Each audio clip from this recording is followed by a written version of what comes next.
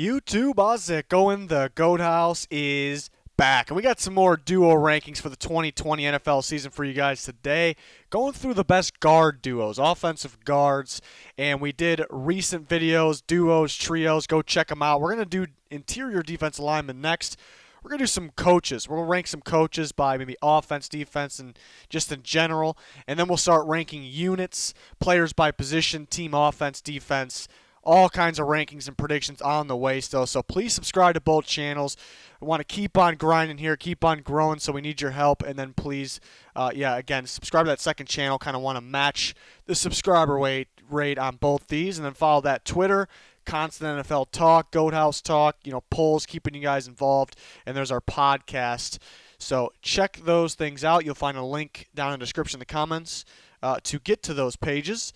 Top 10 offensive guard duos plus a sleeper. The sleeper, I'm going to go with the Bills. Quentin Spain's always been, an underrated player. He performed at a pretty high level, I thought, with the Titans, and they kind of just moved on from him, and that was before last year. The Bills get him, thought it was a sneaky good signing, and it worked out for them, and they re-signed him, obviously. And then Feliciano there is the right guard. So kind of a sneaky good guard duo. We don't hear these guys' names a lot. They don't get paid a ton of money compared to some of the other guys. But we see the Bills' offensive line much, much improved from a few years ago. So they're really putting the unit together. Coming in at number 10 is going to be the Green Bay Packers. Billy Turner, who was kind of new to that unit last year, I expect him, he's just a solid guard option, but I expect him to kind of be more than that, another step up this year. And Elgin Jenkins was, more than impressive in his rookie season, so, I think he'll continue to get better the more reps he plays. So it's a pretty balanced group, pretty balanced group here, and I think them, really identifying that Elgin Jenkins is their best option at some point last year, it really helped the run game. See Aaron Jones go off. So Packers coming at number 10. Number 9 is going to be the New Orleans Saints. It's a tough one because Andrews Pete was kind of the weak link to that really good offensive line, and he got a big contract, bigger than most expected, but he's still very young. I expect a step up this year, and usually I have a really good idea. This is rare in my opinion that I don't really know who's going to start at that right guard spot. They drafted Cesar Ruiz. They drafted Eric McCoy last year. They both are centers. Usually, the solid ones can, centers can play guard, pretty much the same responsibilities, minus snapping the ball pretty much. You have to deal with a little more nose tackles perhaps. It makes sense to me that they keep McCoy at center. I thought he was the best rookie center, which we knew he was one of the better ones going into last season, but for him to be the best and the most impressive, and he wasn't even a first-round pick, that was awesome, So I think he's already proven to be the center. And Ruiz, even though he was a dominant center for Michigan, best in the draft class, I like him at guard, especially with this offense. There's no reason to move McCoy. So either one, it's not going to change much. I feel a little better about them if they continue to play McCoy at center because that's where he thrives, more than impressive. So I'm kind of viewing this as Andrews Pete and Cesar Ruiz. That would be my picks there to be the guards.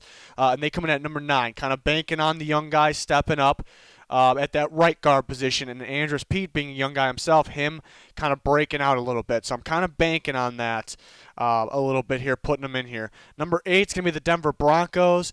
I think this interior offense line steps up big time this year. Dalton Reisner was a great pick. We've seen him play tackle at Kansas State a bit, but he's a perfect fit at guard, and he played very well there last year for the Denver Broncos. So he'll continue to get better, no question about that. They signed Graham Glasgow for right guard, and he's a very solid option. He's kind of a sneaky good option there. He doesn't really stand out big time like the top guards. They also drafted pretty well a few options that they can mix in at center and guard as well, but they have a chance to start. Netane Mude could actually beat out possibly Glasgow, but I think these two together are pretty solid, so I actually like the interior offense line of the Denver Broncos, and they got a few options. That's a good thing there. Number 7 is going to be the Pittsburgh Steelers. They get Wisniewski. He's still got some things to prove. I like that he can play guard or center. DeCastro does carry this group a little bit, but I think Wisniewski helps them quite a bit. I think he kind of breaks out for them this year, and it could be an upgrade. So, at the tackle position, I think the Steelers could have some work to do for the future. But at guard, they're looking pretty good right now, obviously. So they come in at number 7. Number 6 is going to be the Kansas City Chiefs. Andrew Wiley, I thought played pretty well. Kind of an under radar guy last year. We had some injuries, guys that had come in and out. I think there's other guys that can obviously take that spot, but I was actually impressed for him. Kind of a guy that kind of unknown. Then Duvernay Tardif obviously is a very solid option for him. So he kind of carries them a bit, but I think they're pretty underrated. But pretty good group. But I just really, down the stretch of the season, crunch time, I just love the way the Chiefs' offensive line literally locked things down. So Chiefs at 6. Number 5 is going to be the New York Giants. Will Hernandez, who is that that guy that we expect to kind of break out. We know his upside. He's already a really good run blocker, so I expect big things from Will Hernandez. And Kevin Zeitler on the right side, who they got from the Browns last year. Yeah, another solid guard option. So another year in there for these guys. I expect them to get better and kind of pave the way for Saquon Barkley there. So the Giants at 5. I think the top 5 kind of separate themselves there. So Giants, I think a clear 5. Number 4 is going to be the Las Vegas Raiders. Richie Incognito and Gabe Jackson, a really good group here. They did draft Simpson from Clemson. He can kind of step in early in his career maybe. They could be moving on from one of these guys in the future. There was talk about them possibly trading Gabe Jackson. I didn't think it was going to happen. It didn't happen. Incognito doesn't have a super lengthy career left, but these two are very dominant. Incognito's absolutely dominant when he's in there.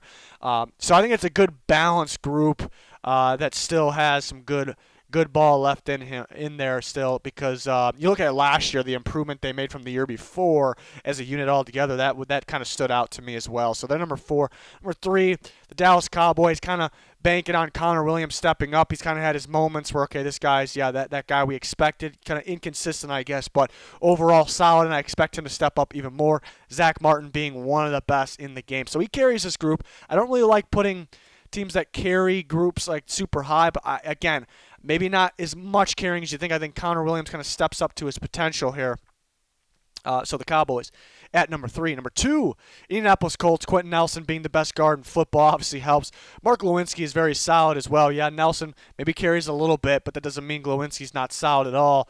It's a very good group here and part of possibly the best unit in football.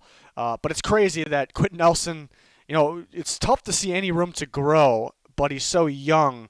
But that's almost like a good thing. Like, could this guy actually get better? Thinking that. It's absolutely wild. And number 1 is going to be, I think it's no question, I think it's New England Patriots. Joe Thuney, they get back their left guard, Shaq Mason, their right guard.